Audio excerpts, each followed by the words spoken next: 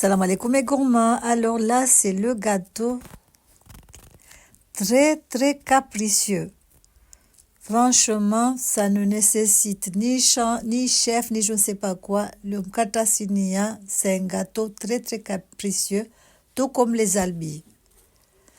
Donc tu prends ton riz, 1 kilo de riz.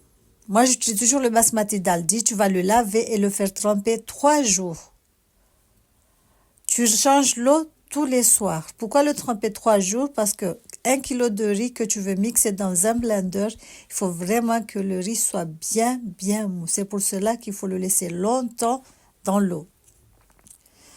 Comme ça, au lieu de faire 10 minutes de blend, tu vas faire au moins 5 ou 6 minutes.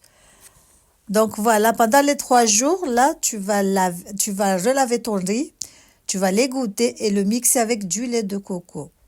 1 kilo de riz, moi je prends 500 g de lait de coco râpé et je le mixe avec de l'eau chaude. J'extrais le lait de coco et je le mixe avec mon riz. Donc tu mixes le riz, il faut que ça soit bien fluide, sans grumeaux. Tu vas encore le laisser reposer 24 heures. Et le lendemain, normalement, il y a de l'eau qui stagne sur le dessus. Je pense que vous avez vu au tout début, quand j'ai enlevé un tout petit peu. Tu vas venir rajouter 2 sachets de levure chimique et tu vas rajouter ton sucre. Pour 1 kg de riz, moi j'ai mis 400 g de sucre. 400 g de sucre, c'est pas du tout sucré, mais tu peux en mettre beaucoup.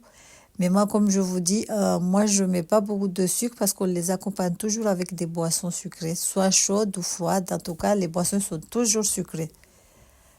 Donc voilà, après tu vas venir rajouter la cardamome en poudre ou le sucre vanillé. Tu vas mélanger le tout. Tu prends ton moule, tu vas le huiler légèrement et tu vas transvaser la pâte et tu vas enfourner pour environ 1h30 à 170 degrés. C'est comme ça que moi je fais. Donc 1h30 à 170 degrés. Pendant une heure de cuisson, tu vas enlever ton café. Tu vas voir, ça va commencer à sécher un tout petit peu le dessus. Moi, je mets toujours un tout petit peu d'huile dessus. Tu mets du papier alu et tu remets au four. Tu continues la cuisson pour 30 minutes. Donc, tout dépend de votre four.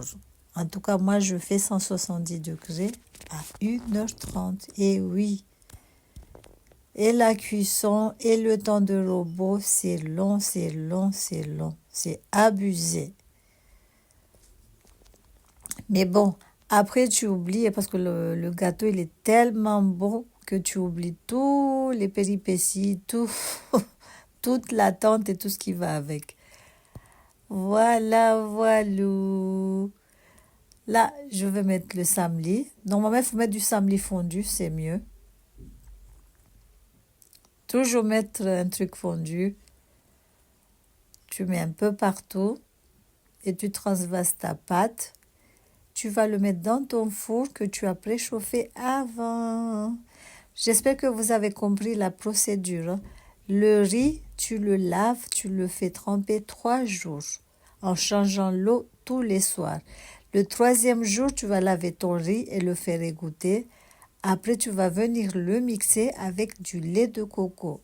Tu prends 500 g de coco râpé.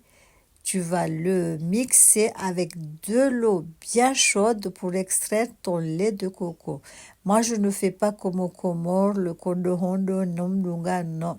Je mixe une fois et j'utilise le lait de coco. Voilà.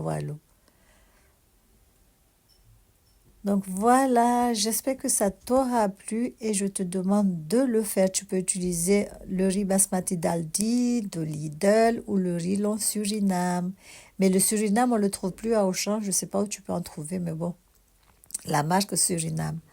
Voilà, regardez ce que ça donne, machallah. Ça sentait bon la cardamome. Moi, j'aime trop la cardamome.